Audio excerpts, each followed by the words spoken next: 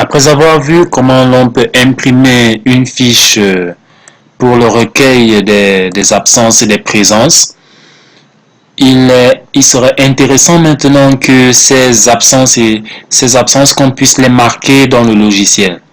Alors, voilà, euh, comme on l'a dit là, on a une fiche qui va être imprimée.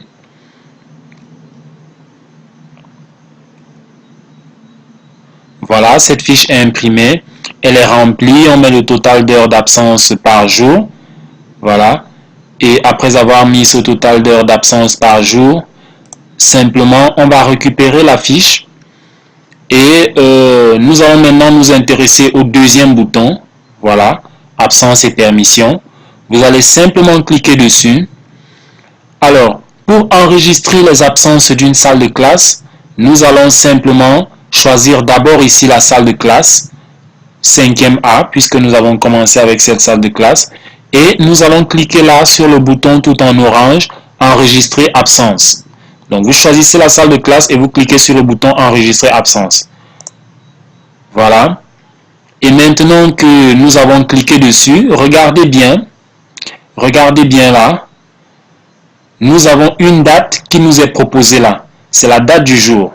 Nous pouvons bien entendu rentrer en arrière pour choisir une autre date. Mais pourquoi est-ce qu'une date nous a été proposée? Simplement parce que nous avons choisi comme type d'enregistrement, pour la 5e, le type jour. C'est pour cela que là, nous avons une date qui nous est proposée.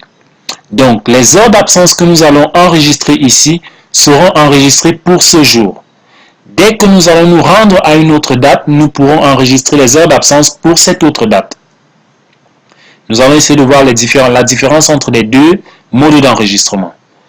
Pour cela, nous revenons un peu, ouvrons un autre onglet pour nous rendre dans les configurations, dans le paramétrage de la discipline. Voilà, nous avons vu qu'en 5e, nous avons bien le type jour. Ok. Nous allons donc enregistrer les heures d'absence pour ces élèves. Nous allons enregistrer les heures d'absence. Par exemple, là, nous avons 6 heures. Bien entendu, c'est en fonction de ce que nous voyons sur notre fiche de recueil des présences et des absences. 2 heures. Voilà, si un élève n'a pas eu d'absence, nous sautons simplement 5 heures. Et 1 heure. Cela ayant été fait, dès que nous avons fini de marquer les absences, nous allons simplement cliquer sur le bouton enregistrer. Voilà, les absences ont été enregistrées. J'aurais dû vous faire la remarque précédemment que cet élève, par exemple, il n'avait pas ce nombre d'heures d'absence. Il avait moins d'heures d'absence. Nous allons réenregistrer. Parce que là, nous ne voyons pas bien quel a été l'impact de l'enregistrement par jour sur certains élèves. Nous allons réenregistrer, toujours pour la 5e.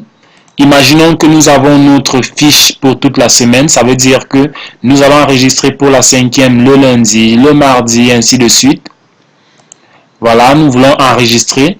Mais là, nous ne voulons pas enregistrer sur cette date. Nous voulons par exemple enregistrer sur la date de lundi. Nous choisissons donc lundi. Rappelez-vous, Afana Moubitan Léon a 19 heures d'absence. Ici, nous allons ajouter à Afana 5 heures d'absence. Et nous enregistrons. Voilà, regardez bien ce qui s'est passé. Afana est quitté de 19 heures à 24 heures d'absence. Simplement, qu'est-ce qui s'est passé? Le jour que nous avons choisi se trouve dans le même trimestre que les anciens jours pour lesquels Afana a eu des absences. Cela veut dire que les absences de toutes ces journées ont été cumulées pour ce trimestre et cela lui donne 24 heures d'absence au total. Voilà donc comment, en enregistrant au jour le jour, les absences s'additionnent les unes aux autres et nous pouvons avoir directement la sanction de l'enfant correspondant au total d'heures d'absence qu'il a déjà. Donc, voilà donc comment est-ce qu'on peut enregistrer les absences au jour le jour.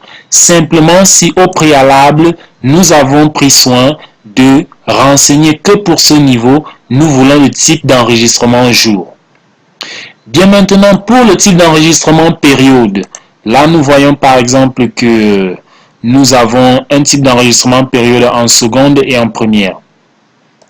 Pour le type d'enregistrement période, nous allons prendre par exemple une salle de classe première C, voilà. Nous allons cliquer dessus.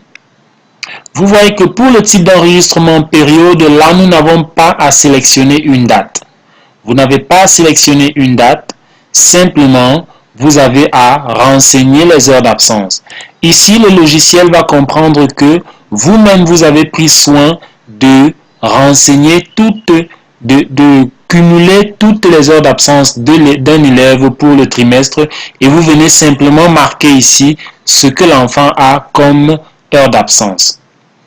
Exemple, Zina Florette, nous allons lui mettre 18 heures. Voilà, au total.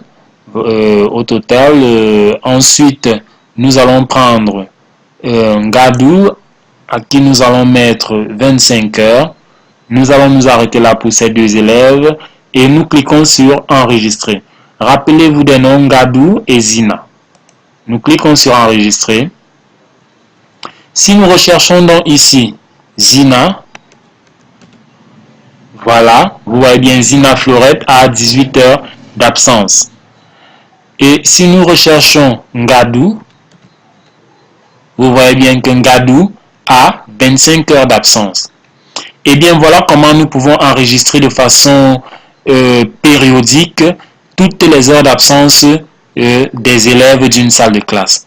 Si nous repartons dans cette vue périodique, par exemple pour la première C, et nous réenregistrons, voilà déjà que nous avons 25 heures là, mais si nous réenregistrons, là, ça va juste être modifié. Voilà, nous avons par exemple fait une erreur, nous remplaçons 45 par 30 et nous modifions juste, si nous recherchons là maintenant Ngadou, nous voyons que Ngadou a 30 heures d'absence. Voilà comment il est simple donc de le faire.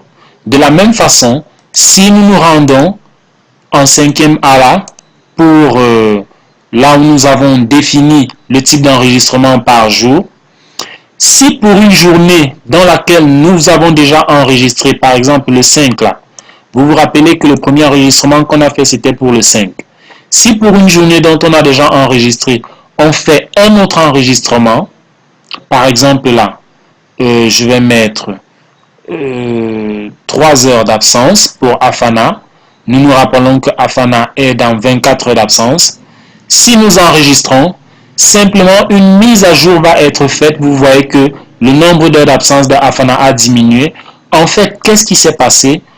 Les jours d'absence que nous avions marqués pour Afana pendant la journée du 5 ont été remplacés par les nouveaux jours d'absence. Donc, il faut faire très attention lorsqu'on est en mode jour. En mode jour, simplement, nous ne pouvons pas, en mode jour, les absences que nous mettons remplacent directement celles qui étaient déjà là, pour la journée. Bien, nous vous remercions donc d'avoir suivi ce tutoriel, il était un peu long, mais nous pensons qu'il a répondu. Vous voyez déjà comment est-ce que vous pouvez gérer vos absences de façon très aisée. Nous vous donnons rendez-vous au prochain tutoriel où nous allons commencer à parler des permissions, des autorisations de sortie. Merci.